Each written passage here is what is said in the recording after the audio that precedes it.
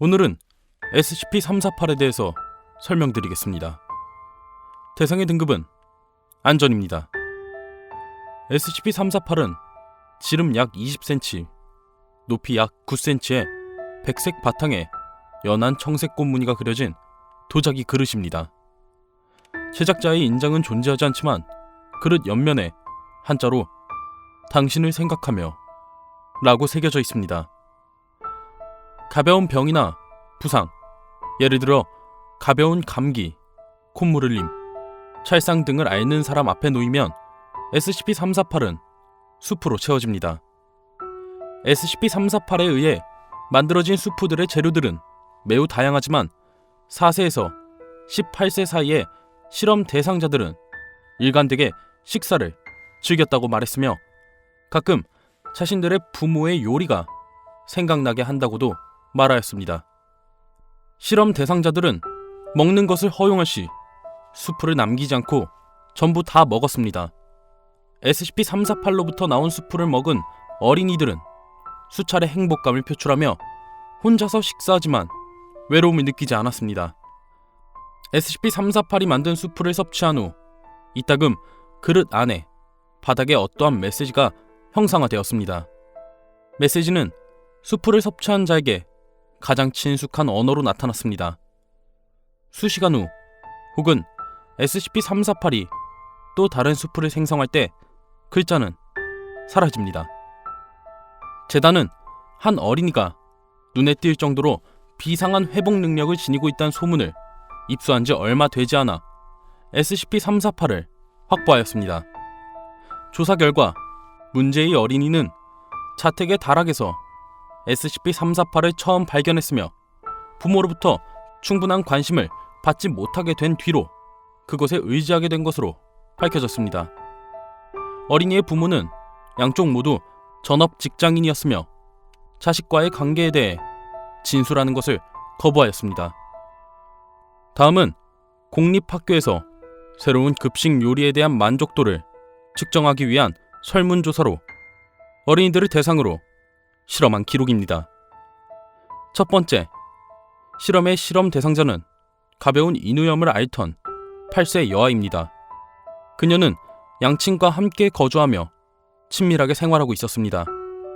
실험 대상자는 약 30분 동안 수프를 섭취하였으며 후에 목 통증이 사라진 것 같다고 말했습니다.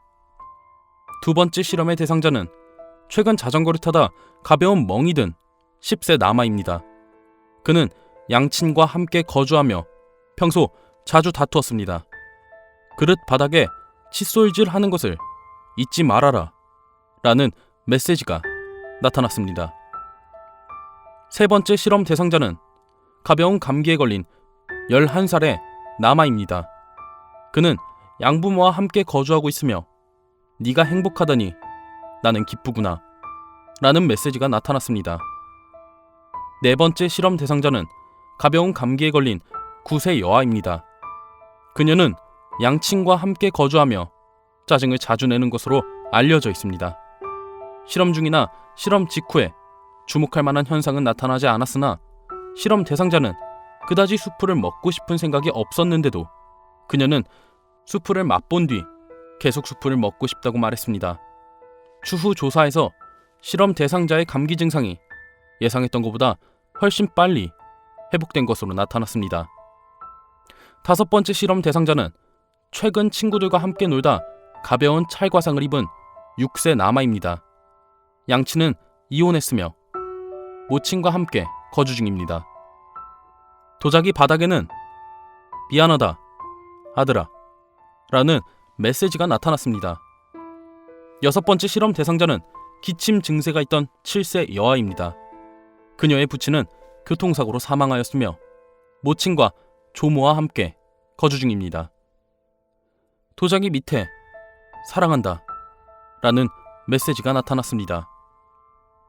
몇 번의 실험 결과 18세 이상의 사람이 SCP-348이 만든 수프를 섭취하려고 할 경우 당사자는 수프를 모두 먹으려는 욕구가 덜한 것으로 밝혀졌습니다. 일부 사람들은 무언가가 빠졌다고 지적하거나 대다수는 단순히 수프에 이상한 점이 없다고 말했습니다. 더 높은 나이의 실험 대상자들로 실시한 추후 연구 결과들에 따르면 18세 이상의 사람들에게도 메시지가 나타나긴 하지만 메시지의 외양은 닳고 바랜 상태라고 했습니다. 100여 명이 넘는 18세 이상의 실험 대상자들을 상대로 실험을 시행했지만 5명 미만의 실험 대상자들만 SCP-348로부터 메시지를 받았습니다. 첫 번째 대상자는 두통을 앓던 30세 여성입니다. 그녀는 양친과의 관계가 좋지 못하고 부친의 직업 연수에 대한 권유를 거부했으며 홀로 살아가는 중입니다. 메시지는 왜? 라고 나타났습니다. 두 번째 대상자는 기침 증세가 있던 35세 남성입니다. 그의 양친은 이혼하였으며 한 달에 한 번씩 부친과 양모를 방문하지만 친모는 그녀의 고집 때문에 방문하지 않고 있습니다. 점점 더 나아질 것이다 라는 메시지가 도자기 바닥에 나타났습니다. 세 번째 대상자는 인후염을 앓던 40대 여성입니다. 그녀는 양친에게서 떠나 사이가 소원해졌지만 돈을 보내 양친 모두 요양원에서 지낼 수 있도록 신경을 썼습니다. 최근 부친은 사망하였습니다. 실험 대상자는 수프의 맛이 처음에는 썼으나 끝맛은 매우 만족스러웠다 라고 말했습니다. 도자기 바닥의 메시지는 고맙구나 라는 메시지가 나타났습니다. 네 번째 대상자는 관절염에 의한 통증을 앓던 45세 남성입니다. 그는 행복한 결혼 생활을 하며 아내와 자식들과 함께 거주 중이었습니다.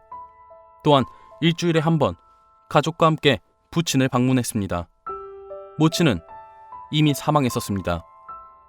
도자기 바닥에는 네가 자랑스럽다 라는 메시지가 나타났습니다.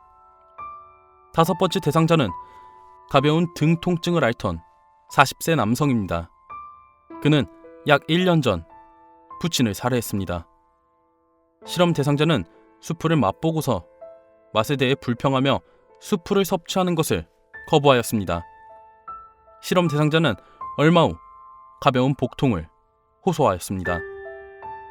내용물을 버린 후 SCP-348은 즉시 소금물로 추정되는 내용물로 가득 채워졌고 그 내용물은 3시간 동안 남아있다 사라졌습니다. 실험으로부터 방대한 자료들을 수집하였음에도 불구하고 SCP-348이 보여주는 메시지들이 실험 대상자들의 부친에게서 나온 것인지 아니면 SCP-348 자체에서 나온 것인지는 알 수 없었습니다. SCP-348은 불치병을 앓던 60세 남성을 대상으로 한 실험에 사용된 적이 있습니다. 실험 대상자는 다수의 손자가 있던 조부로 SCP-348이 만든 수프가 여태껏 살면서 먹어본 것 중에 가장 맛있었소 라고 말했습니다.